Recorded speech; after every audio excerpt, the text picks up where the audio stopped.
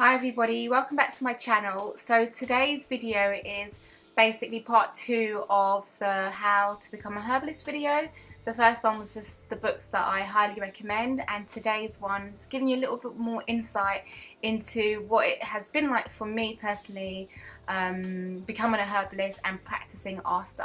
So I'll get straight into it. So I studied my herbal medicine at Middlesex University in London. It was an undergraduate degree, a BSc, typical 3-year course. It was a mixture of theory and practical, like clinic work, which I'm sure most of the courses are. Unfortunately, since then, Middlesex have closed down that course. There was one other university in London that was doing it, and that was Westminster University, but they have also shut it down, which is quite unfortunate really. I'm not sure why or the ins and outs of it, but yeah, they don't do it anymore. There is one more place in the UK which I'm aware of that you can study a degree in herbal medicine, and that's Lincoln College in Lincolnshire.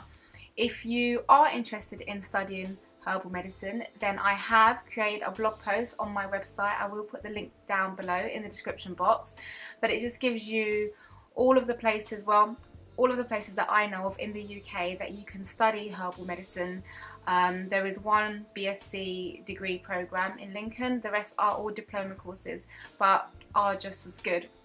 So do have a look. It gives you detailed information about like fees and entry requirements, and I have put links to the different websites, so do have a look and let me know if you've got any questions about it. I graduated in 2015 and I got practicing straight away. I didn't want to wait a year or two until I felt confident enough to start practicing. I just wanted to get stuck straight in. So when you first start practicing, there's a few things that might kind of get in the way. I don't know what to call them, but things that might get in the way. One of them is the fact that you don't have lots of experience. You don't have a lot of exposure, like nobody knows that you exist usually. And 3, a place to practice. You might have a big home that you can practice from, or you might have access to a clinic that you can start using, but usually people don't. So those are the things that I found were kind of like getting in the way, and that's why I first started practicing at the NEAL'S graduate clinic. So in a nutshell, this is how it works. NEAL'S have different branches across the UK, and some of them have clinics. Now usually practitioners rent rooms in these clinics and practice from there. So they pay rent and then they see people and charge people to see them, and that's all well and good, if you're established and you've got like a good client base and you have the money to rent those rooms. But usually as a graduate you don't, and what it allows you to do is rent a room for a really like subsidized price, really cheap. So for example, it might be £5 per hour, and you are there once a week for about 4 hours. You pay your, you pay the £5 per hour for that 4 hours. You usually pay monthly, so it works at about £80 odd a month. And for those 4 hours, you can see, your clients, usually 4 clients, because usually about an hour long for consultation.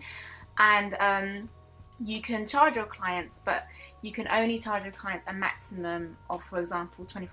So the prices vary depending on what branch you're at or what store you're at, but that's just a rough idea. So you might be paying £5 per hour and you're allowed to charge £25 per client per hour that you see. So it's such a great thing because you get the exposure, because you're starting to work at an already established clinic. NEAL'S will advertise you on their website and in their shop window.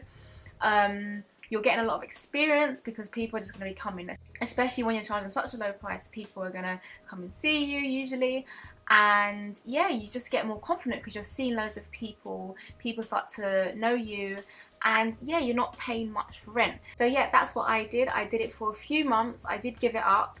And I didn't finish the full year. Reason being was there are a few things that you have to take into consideration if you're going to do a graduate clinic. You have to kind of scope out the area that you're going to do it in and see if this place has a need for herbal medicine. Now I did the graduate clinic in a place called St Albans in Hertfordshire. It's outside of London, and no, it's a lovely store and everything, but I found that people weren't coming to see me. People weren't really that interested in herbal medicine. A lot of people were quite skeptical. A lot of the people that were clients or customers from of the shop will come in there for their beauty products and maybe for massage. If you're a masseuse and you graduate, you're always going to have customers, because who doesn't want a cheap massage?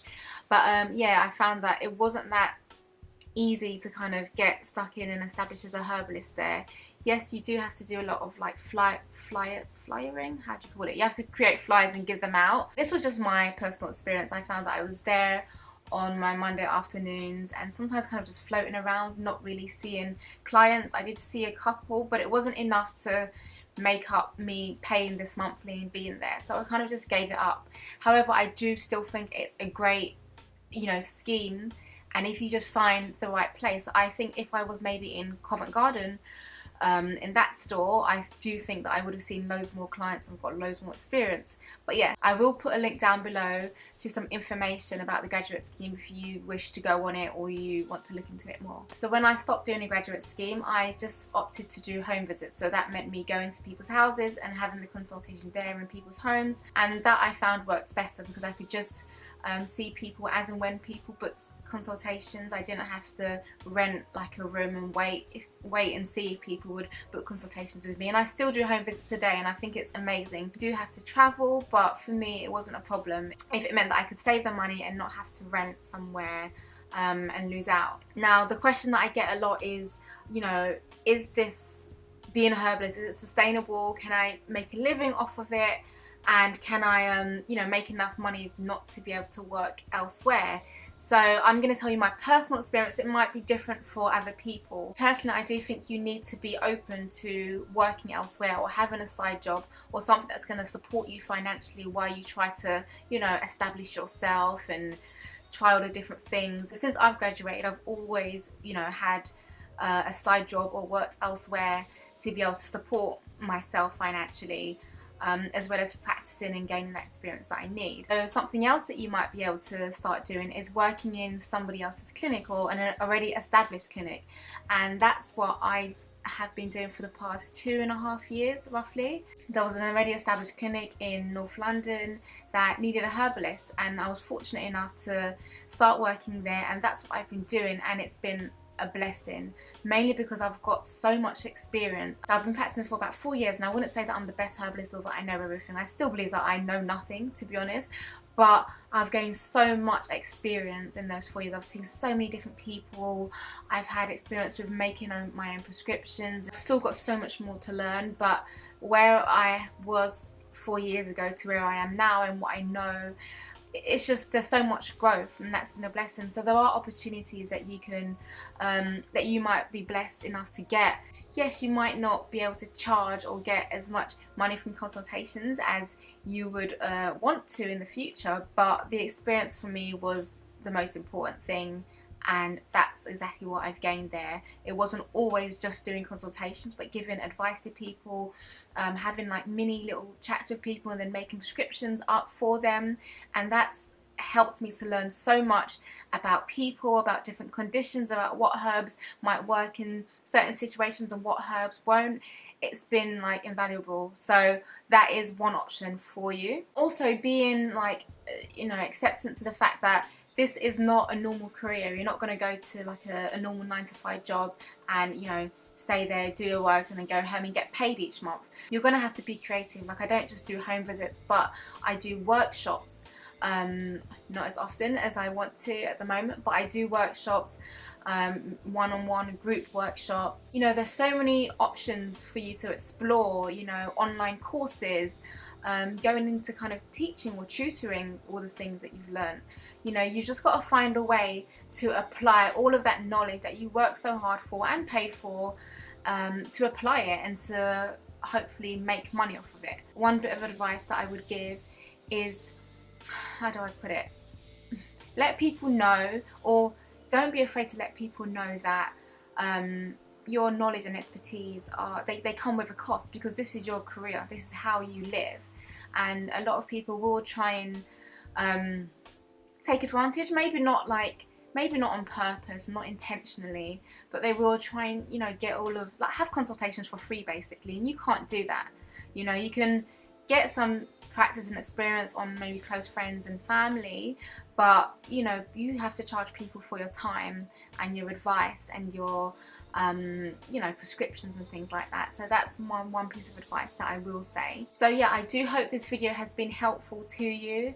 And if you have any questions, then please do leave them down below and I'll try my best to answer them as quick as possible. Oh yeah, and just as a side note, on my not the last video, but the part 1 to this video on how to become a herbalist, when I mentioned, you know, a few books, there is one book that people keep asking me about, which was the desktop the phytotherapy desktop thing. A lot of people keep asking me about that because it's actually not in print anymore. Amazon are not selling it. I literally can't find it anywhere and I don't know why, and it's such a shame because it's such a good book. But I am working on something at the moment, albeit quite slowly, that hopefully you guys would find useful. So subscribe to me on YouTube, follow me on Instagram so you can stay updated and I can keep you on the loop on what I've got for you. So enjoy the rest of your day and see you soon. Bye.